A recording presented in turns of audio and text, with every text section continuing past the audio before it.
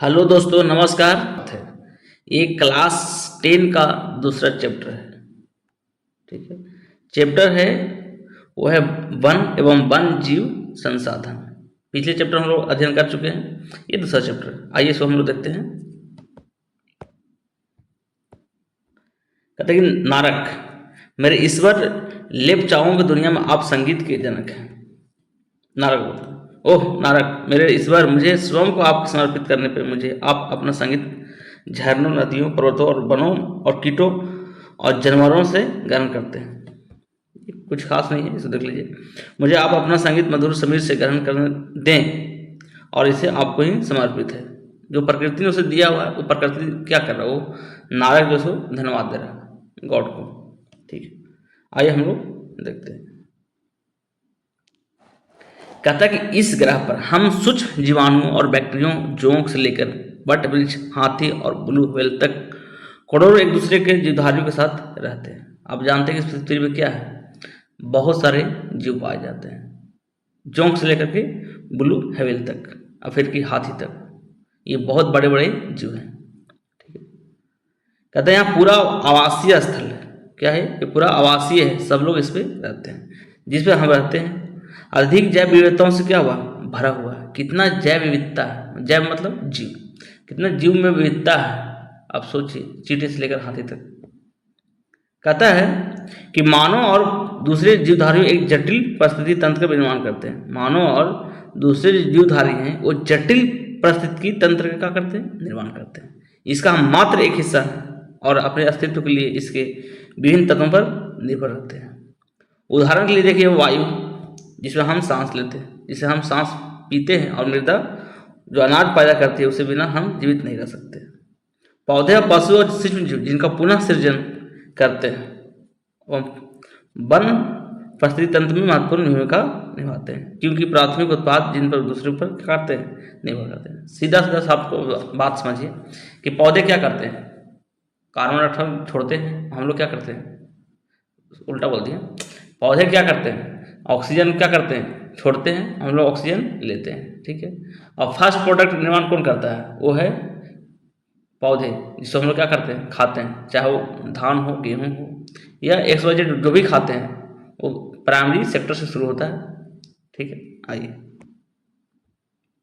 कहते हैं कि वन जीवन और कृषि फसल जातियों में अत्यधिक जैव विविधता पाई जाती है। कहते हैं वन जीवन और कृषि फसल में क्या है, अधिक जैव विविधता पाई जाती है। आकार आकार में विभिन्न हैं, परंतु आत्मनिर्भरता में जटिल जाल द्वारा एक दूसरे क्या है, गुथी हुई है। कहने वाले आकार और कार में अलग हो सकते हैं, लेकिन इकोसिस्टम की बात करें तो एक दूसरे का है, जुड़े हुए हैं, एक दूसरे बिना काम नहीं चल सकता है। कहता है कि भारत में वनस्पति जात और प्राणी जात, वनस्पति जात और प्राणी जात की बात करते हैं। यदि आप आसपास नजर दौड़ाते हैं तो आप पाएंगे कि कुछ ऐसे प्राणी और पौधे जो आपके क्षेत्र में क्या पाए जाते हैं। आप खुद ही एक नज़र बाहर की ओर देखिए, आपको बहुत सारा विविधता मिल जाएगी, पेड़ पौधे से लेकर के जीव जंतु तक। ठीक है, कहता है कि वास्तव में जैव विविधता जो है वो संदर्भ में विश्व के सबसे समृद्ध देशों में क्या है, भारत नंबर 1 पे है। भारत एक है, यहाँ विश्व का सौर जैव उपजातियों का 8% भाग पाई जाती है। ये सभी खोई जाने वाली क्या है, उपजातियों में से 2 या 3 गुना है। आप पहले ही भारत के पाए जाने वाले वनों और वन जीव संसाधनों के क्षेत्रफल और किस्मों के बारे में पढ़ चुके हैं। आपने सोचा होगा कि इन संसाधनों का आपके दैनिक जीवन में क्या महत्व है। या विविध वनस्पति जात और प्राणी जात हमारे हर रोज का जीवन में गुथे रहते हैं। कहने मतलब क्या है कि हम लोग भी जो है ना, एक वनस्पति जात और जो प्राणी जात है, एक दूसरे क्या है, गुथे हुए हैं, मिले हुए हैं, एक दूसरे पर जीना मुश्किल है।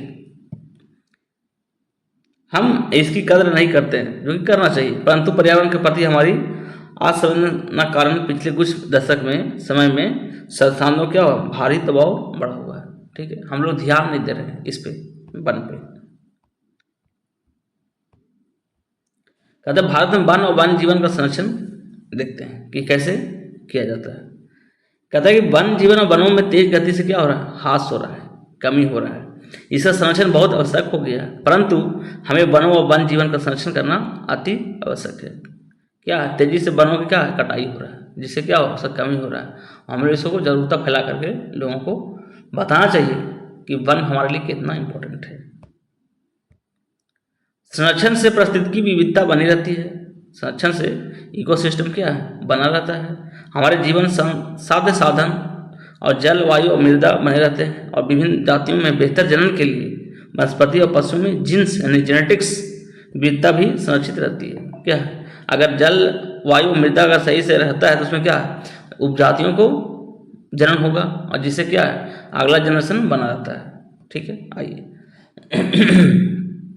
कहते हैं उदाहरण तौर पर कृषि के अभी भी पारंपरिक जो फसलों है निर्भर है।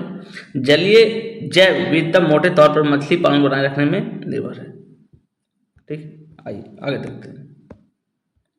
ये अब क्या है, शांत घाटी में मुखली नर्सरी से आदिवासियों युवतियों बांस के पौधे लगा रहे हैं। देखिए नीचे क्या है, छोटे छोटे जंगली उत्पाद को बेचते हुए देख ले सकते हैं। ठीक है, सूखी पत्तियां लाते हुए देख लीजिए इधर।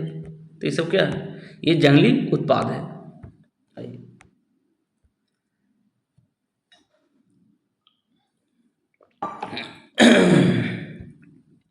कहता है कि 1960 और 70 के दशक के दौरान पर्यावरण संरक्षण राष्ट्रीय वन जीवन सुरक्षा कार्यक्रम पुरजोर मांग की और भारतीय वन संरक्षण जो अधिनियम आया था 1972 में। ये क्वेश्चन पूछता है कि भारतीय वन जीवन संरक्षण कब लागू किया गया था, तो 1972 में।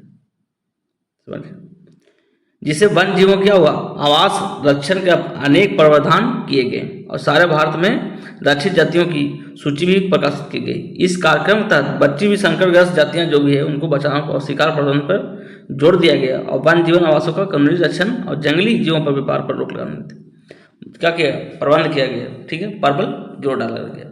कहने मतलब क्या है, जब 1972 में आपको वन जीवन संरक्षण आया था उसमें क्या क्या बोला गया कि कोई भी जंगली जीव को आप नुकसान नहीं पहुंचा सकते, उस आवास को नुकसान नहीं पहुंचा सकते, जिस तरह आपको जीने का अधिकार है उसी तरह एक वन जीवन जीव का भी उतना ही जीने का अधिकार है, उतना ही उस आवास की जरूरत है। समझ गए। इस प्रकार केंद्रीय सरकार ने और राज्य सरकार ने कई का राष्ट्रीय उद्यान वन जीव पशु विहार का स्थापित किए, जिससे क्या उसका जीवन में सुखी बना रहे। इसके बारे में आप पहले पढ़ चुके हैं। केंद्र सरकार ने कई परियोजनाओं को भी घोषणा की जिसका उद्देश्य गंभीर खतरे से पड़े कुछ विशेष वन प्राणियों को संरक्षण प्रदान करना। इन प्राणियों में बाघ है, एक सिंग वाला गैंडा हो गया, कश्मीरी हिरण है, हंगुल है, ये 3 प्रकार का मगरमच्छ भी है, जैसे मान लीजिए स्वच्छ जल में रहने वाला, एक लवणीय जल में रहने वाला, एक घड़ियाल, फिर एशियाई शेर है और अन्य प्राणी भी शामिल इसमें है। समझिए, जिसे क्या है, इसको संरक्षण देना है, इसको बचाव करना है। सरकार इसके लिए क्या किया, इसके आवास को सुरक्षा दिया। कहता है कुछ समय पहले भारतीय हाथी और काला हिरन और चिंकारा, भारतीय कुर्बान और हिम तेंदुआ आदि के शिकार और व्यापार पर क्या किया, पर संपूर्ण और आंशिक क्या किया, प्रतिबंध लगा के कानूनी रक्षण दिया इसको कि कोई भी अगर इसका शिकार करता है तो उसको जेल में डाल दिया जाएगा। ठीक है, आइए हम पढ़ते हैं बाघ परियोजना, बहुत इंपॉर्टेंट है। कहता है बाघ परियोजना, वन जीवन संरक्षण में बाघ एक महत्वपूर्ण जंगली जाति है, इसे बोलते हैं टाइगर।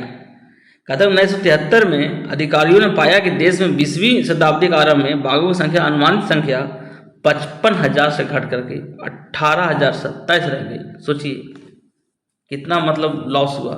बाघों को मारकर उसको व्यापार के लिए चोरी करना, आवासीय स्थलों का किया सिकुड़ना, भोजन के लिए आवश्यक जंगली उपजातियों की संख्या कम होना, जनसंख्या में वृद्धि बाघों की घटती संख्या का मुख्य कारण बन गया। और बाघों के खाल का व्यापार करना और उनकी हड्डियों के सही देशों में परंपरागत औषधियों के लिए उसको प्रयोग करना, उसको बेचना, और जाति क्या हुआ, विलुप्त के कारण पहुंच गया। क्योंकि भारत में नेपाल दुनिया 2/3 बाघों का क्या आवास उपलब्ध रहता है और ये देश ही शिकार, चोरी और गैर कानूनी व्यापार करने वाले मुख्य निशाने पर पड़ा हुआ है। कहता है कि देखिए निशाने पर बना हुआ है। कहता है टाइगर जो प्रोजेक्ट टाइगर जो है ना, वो विश्व की बेहतरीन वन जीव परियोजनाओं में से एक है, जिसकी शुरुआत कब किया गया, 1973 में। अगर पूछे कि प्रोजेक्ट टाइगर का शुरुआत कब किया गया, तो 1973 हुई। बाघ संरक्षण मात्र एक संकटग्रस्त जाति को बचाने का प्रयास नहीं है, आपत्ति इसके उद्देश्य क्या है? बड़े आकार के जैव जातियों को बचाना। उत्तराखंड में जिम कॉर्बेट जो है राष्ट्रीय उद्यान, पश्चिम बंगाल में आपको सुंदरबन राष्ट्रीय उद्यान हो गया, मध्य प्रदेश में बांधवगढ़ राष्ट्रीय उद्यान हो गया, राजस्थान में सरिस्का हो गया, और जीव पशु विहार असम में मानस बाघ रिजर्व हो गया, केरल में पेरियार बाघ रिजर्व हो गया। ये सब क्या है? बाघों के संरक्षण के लिए बनाया गया है। ठीक है, आइए आजकल संरचना परियोजनाओं जैसे विविधताओं पर केंद्रित होती है, न कि उसे विभिन्न घटकों पर। संरक्षण एक विभिन्न तरीकों की गहनता से खोज की जा रही है। संरक्षण नियोजन में कीटों को भी महत्व मिल रहा है। वन जीव अधिनियम 1980, वन जीव अधिनियम 1980 और 86 के तहत सैकड़ों तितलियों, पतंगों, मिर्गों और भृंगों और एक ड्रैगन फ्लाई वाला को भी संरक्षित जातियों में शामिल किया गया है। कहते हैं 1991 में पौधों को भी 6 जातियां पहली बार सूची में रखी गई। 1991 में 6 जातियां पहली बार सूची में रखी गई। अब आते हैं हम लोग वन और वन जीव संसाधनों प्रकार और वितरण के बारे में अध्ययन करते हैं। यदि हम वन और वन जीव संसाधनों को संरक्षित करना चाहें तो उसका प्रबंधन और नियंत्रण और विनियमन अपेक्षाकृत कठिन है। करना थोड़ा मुश्किल है, लेकिन करना तो पड़ेगा ना। भारत में अधिकतर वन और वन जीवन या तो प्रत्यक्ष रूप से सरकार के अधिकार में है या वन विभाग अथवा वन विभागों के जरिए सरकार के प्रबंधन में है। इसे निम्नलिखित भाग में बांटा गया है। आरक्षित वन, वन देखिए वन भी कितने भाग में? 3 भाग में बांटा गया। कितने भाग में? 3 भाग में। ठीक है, पहला है आरक्षित वन। आरक्षित वन मतलब देश में आधे से अधिक वन क्षेत्र आरक्षित वन घोषित कर दिए। कितना? आधे से अधिक। जहां तक वन और वन प्राणियों के संरक्षण की बात कही है, आरक्षित वनों का सर्वाधिक मूल्यवान माना जाता है। इसमें होता क्या है आरक्षित वन में कि आपको किसी तरह से भी एंट्री वर्जित है। चाहे कुछ भी हो, आप उसमें लकड़ी नहीं काट सकते, उसमें जंगल में आप मतलब जो भी है जानवर को चरा नहीं सकते हैं। तो ये सब क्या पूर्ण से वर्जित रहता है आरक्षित वन। आरक्षित वन में क्या है? थोड़ा छूट मिलता है सूखी लकड़ी लाने के लिए और जानवरों को चराने के लिए। वन विभाग के अनुसार देश के कुल वन क्षेत्र का 1/3, कितना? 1/3 वन क्या है? रक्षित है। और इन वनों को अधिक कष्ट होने से बचने के लिए इनकी सुरक्षा की जाती है। ठीक है, अब आते हैं हम लोग अवर्गित वन। ये वन पूरी से क्या है? ओपन रहता है, खुला हुआ रहता है। अन्य जो सभी प्रकार के वन और बंजर भूमि जो सरकार, व्यक्तियों और समुदायों को सीमित में होते हैं, जो अवर्गित वन कहे जाते हैं। ठीक है, ये सभी के रक्षण में होता है, इसमें कोई भी किसी तरह से कॉम्पोनेशन नहीं लगाई जाती है। अब मजे की बात नीचे देखते हैं क्या है। कहता है कि आरक्षित वन और रक्षित वन ऐसे अस्थायी वन क्षेत्र हैं। क्या है? अस्थायी है, ये कभी खत्म नहीं हो सकते, जिनका रख रखाव इमारती लकड़ियां और वन पदार्थों और उनके बचाव के लिए किया जाता है। थोड़ा सा बात करना पड़ेगा। मध्य प्रदेश जो है ना, मध्य प्रदेश अस्थायी वनों के लिए अंतर्गत क्या है? सर्वाधिक क्षेत्र है। अब अगर वो पूछे कि अगर अस्थायी वनों का अंतर्गत कौन सा अगर राज्य ज़्यादा है किसमें, तो वो क्या हो जाएगा? मध्य प्रदेश होगा। इसको याद कर लीजिए, जो कि प्रदेश का कुल वन क्षेत्र कितना है? 75% क्या है? रक्षित, आरक्षित और रक्षित है। ठीक है, इसका अतिरिक्त जम्मू और कश्मीर में भी है, आंध्र प्रदेश में भी है, उत्तराखंड है, केरल है, तमिलनाडु है, पश्चिम बंगाल है, महाराष्ट्र में भी मिलता है सब वन। ठीक है, कुल वनों में एक बड़ा अनुपात आरक्षित वनों का है, जो बताया आपको, मतलब 50% अधिक है। जबकि बिहार, हरियाणा, पंजाब, हिमाचल प्रदेश, उड़ीसा और राजस्थान में कुल वनों का आरक्षित वनों का एक बड़ा अनुपात है। ठीक है, कहाँ? उड़ीसा, एक मिनट, जब बिहार, हरियाणा, पंजाब और हिमाचल प्रदेश, उड़ीसा और राजस्थान में कुल वनों का आरक्षित वनों का एक बड़ा अनुपात भी है। ठीक है, पूर्वोत्तर के सभी राज्यों में और गुजरात में,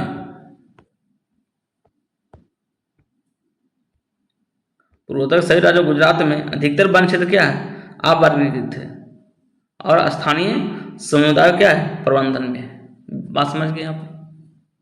गुजरात और पूर्वोत्तर स्टेट में अब हम लोग देखने जा रहे हैं कि समुदाय और वन संरक्षण कैसे करता है, यानी समुदाय को भी जिम्मेदारियां कैसे उठा रहे हैं आजकल। कहता है कि वन संरक्षण की नीतियां हमारे देश में कोई नई बात नहीं है। आमतौर इस बात पर अनजान हैं कि वन हमारे देश में कुछ मानव प्रजातियों का आवास भी है। भारत के कुछ क्षेत्रों में जो स्थानीय समुदाय इस सरकारी अधिकारियों के साथ मिलकर अपने वास स्थलों का संरक्षण में जुटे हुए हैं। कहने का मतलब क्या है कि वन का संरक्षण सिर्फ सरकार नहीं कर रही है, समुदाय भी कर रही है सरकार के साथ मिल करके, क्योंकि वो उनका भी आवास है। जो ट्राइबल एरिया है उनका भी क्या आवास है, क्योंकि इसी में से ही दीर्घकाल में उनकी आवश्यकताओं को पूर्ति कर सकती है।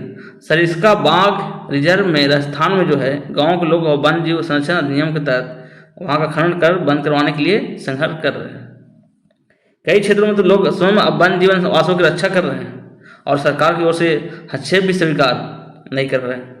राजस्थान के अलवर जिले में 5 गांवों के लोगों ने 12 हेक्टेयर भूमि, कहता है कि देखिए ये यहाँ पर इम्पोर्टेंट है, राजस्थान के अलवर जिला में 5 गांवों के लोगों ने मिल करके 1200 हेक्टेयर भूमि को एक संरक्षण दिया है। उस संरक्षण क्या नाम है?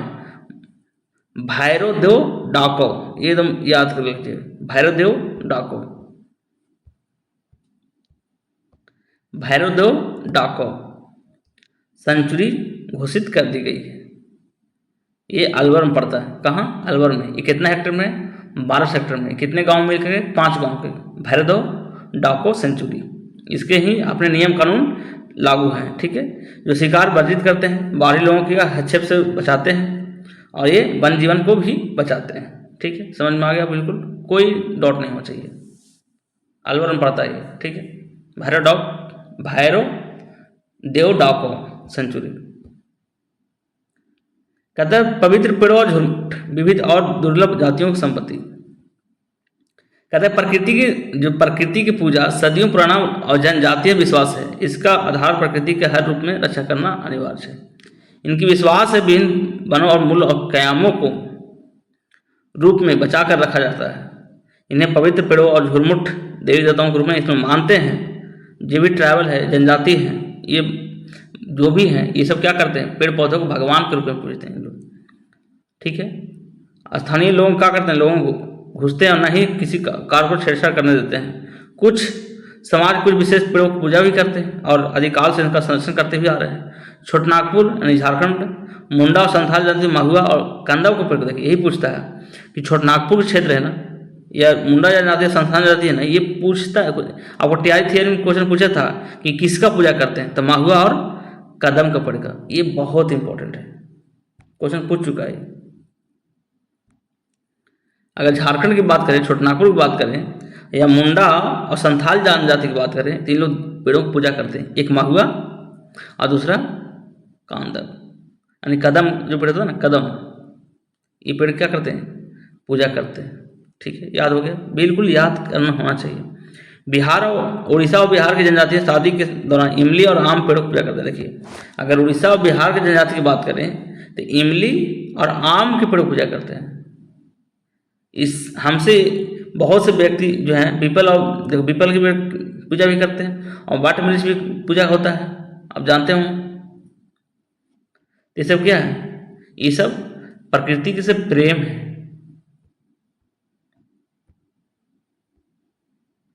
भारतीय समाज में अनेक संस्कृतियां और प्रत्येक संस्कृति में प्रकृति और उनकी कृतियों को संरक्षित करने के लिए अपने पारंपरिक तरीके हैं। आमतौर झरना, पहाड़ी चोटियों, पेड़ों, पशुओं को पवित्र मानकर उनका क्या करते हैं? संरक्षण करते हैं और पूजा भी करते हैं। आप अनेक मंदिरों और आसपास बंदर देखे होंगे, लंगूर देखे होंगे, उसे क्या करते सोचते हैं? उसको खिलाते पिलाते रहते हैं और सोचते हैं क्या ये राम का भक्त हैं। राजस्थान में बिश्नोई गांव के आसपास आप काले हिरन जानते हैं, जिसमें सलमान खान की जेल हो चुका है। चिंकारा है, नीलगाय है, मोरों का झुंड भी देख सकते हैं। ये सब क्या है? समुदाय का हिस्सा और इनको रखाव करते हैं, बचाव करते हैं, इनको नुकसान नहीं पहुंचना देते हैं। ठीक है, ये क्रियाकलाप है, देख लीजिएगा। कहता है हिमालय में प्रसिद्ध चिपको आंदोलन कई क्षेत्रों में वन कटाई रोकने के लिए कामयाब नहीं रहा पाता, तो वहां भी दिखाया कि स्थानीय पौधे के जातियों का प्रयोग करके सामुदायिक वनीकरण अभियान सफल बनाया जा सकता है। कहने मतलब क्या है? आप जानते हैं कि उत्तराखंड में क्या है? चिपको आंदोलन चलाया गया था। कहाँ? उत्तराखंड में। हिमालय का प्रसिद्ध चिपको आंदोलन है, जो वन के लिए क्या किया? अपना जान दे दिया आदमी। कटाई रोकने के लिए कामयाब ही नहीं, ये लोगों को संदेश भी दिया कि स्थानीय लोग पौधों की जतियों का प्रयोग मतलब कि सामुदायिक वनीकरण अभियान को सफल बनाया कैसे, मतलब कैसे उसको बचाया गया, समझ गए कितना मतलब बहुत बड़ी बात है ये करना। ठीक है, तो कहता टिहरी में किसानों का बीज बचाओ आंदोलन, टिहरी में कौन सा था, टिहरी में बीज बचाओ आंदोलन और वन दानों ने दिखाया कि समुदाय जो रासायनिक उर्वरक है उसको छोड़कर भी मतलब नेचुरल तरीके से कैसे खेती किया जा सकता है।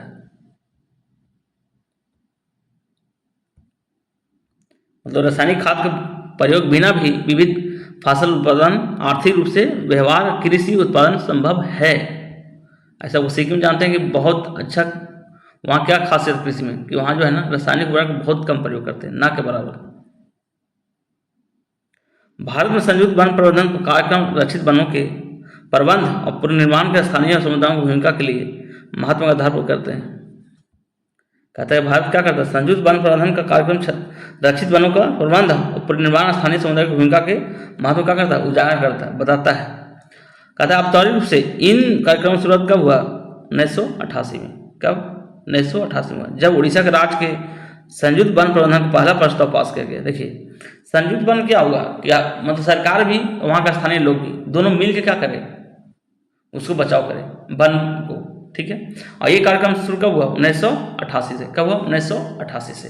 और ये स्टार्ट कहाँ से होता है, उड़ीसा से होता है। ठीक है, उड़ीसा राज्य पहली बार जबकि संयुक्त वन प्रबंधन का प्रस्ताव पास किया था, सोचिए उड़ीसा 1988 में। और वन विभाग के अंतर्गत संयुक्त वन प्रबंधन रक्षित वनों के बचाव के लिए कार्य करता रहा। इसे गांव का स्तर का संस्थाएं बनाई जाती है जिसमें ग्रामीण और वन विभाग अधिकारी संयुक्त रूप से क्या करते हैं, काम करते हैं कि आओ भाई मिलकर बचाते हैं। इसके बदले समुदाय मध्य स्तरीय लाभ जैसे गैर इमारती वन उत्पादों के हकदार होते हैं और सफल संरक्षण से प्राप्त लकड़ी लाभ में भी भागीदार होते हैं, जो कि बोला कि भाई आप लोग भी और मेरा भी दोनों को हो जाएगा। कहता है पर्यावरण जो भारत में पर्यावरण के विनाश और पुनर्निर्माण की क्रियाशीलताओं का सीख मिलती है कि स्थानीय समुदायों को हर जगह प्रकृति संसाधन में शामिल होना चाहिए। लोगों को बताया गया कि किस तरह से मतलब वन जीवन को संरक्षण प्रबंधन करना चाहिए, परंतु स्थानीय समुदायों को फैसले लेने के लिए प्रक्रिया में मुख्य भूमिका आने में अभी देर है। कुछ लोग क्या है अभी इससे जागरूकता नहीं है, अंततः वो भी विकास क्रियामान होनी चाहिए, जनमानस पर केंद्रित है, पर्यावरण हितैषी हो और आर्थिक रूप से प्रतिफलित हो। ये क्या है देख लेते हैं। कहते हैं एक पेड़ विशेष असीमित दयालु है, औदारपूर्ण जीवधारी है, जो अपने सतत पोषण के लिए कोई मांग नहीं करता है और दानशीलता पूर्वक अपने जीवन का क्रियाओं को भेंट करता है, सभी रक्षा करता है और स्वयं पर कुल्हाड़ी चलाने वाला को भी विनाशक को भी छाया प्रदान करता है। ये गौतम बुद्ध का कहना है। सोचिए गौतम बुद्ध क्या कहते हैं कि पेड़ क्या है, दयालु है, किसी से कुछ नहीं मांगता भाई। जहाँ तक जो कुल्हाड़ी चलाता ना, पेड़ काटता ना, उसको भी छाया देता है कि बेटा तुम भी 10 मिनट के लिए जी लो, दिक्कत नहीं, फिर बाद में काट लेना। तो किनका कथन है, ये गौतम बुद्ध का कथन है। तो इस तरह से क्या हुआ, ये चैप्टर समाप्त हो गया। Okay, thank you.